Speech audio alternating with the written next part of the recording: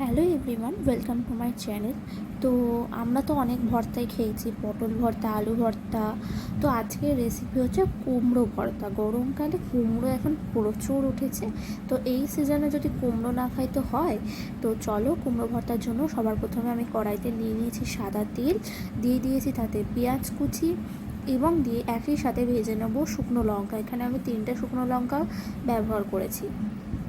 তারপর পেঁয়াজটা একটু হালকা ভাজা ভাজা ব্রাউন হয়ে আসলে নুন আর শুকনো লঙ্কার সাথে পেঁয়াজটাকে একসাথে ভালো করে মেখে নেব। তো দেখো, এখানে আমি মেখে নিচ্ছি।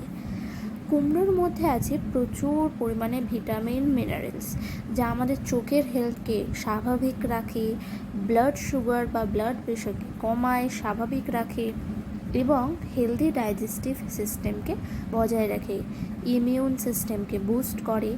তো দেখো, এবার আমি সিদ্ধ করা কুমড়োগুলোকে আগে থেকে আমি সিদ্ধ করে নিয়েছিলাম। এই সিদ্ধ করা কুমড়োগুলোকে ভালো করে পেঁয়াজ আর ওই লঙ্কার সাথে মেখে নিলাম। মেখে নিয়ে উপর থেকে দিয়ে দিলাম সর্ষের তেল, দিয়ে ভালো করে মেখে নিয়ে তৈরি হয়ে গেল আমাদের কুমড়ো ভর্তা। রেসিপিটি আপনাদের কেমন লাগলো সেটা অবশ্যই জানাবেন। ভালো লাগলে লাইক, কমেন্ট এবং সাবস্ক্রাইব করে দেবেন।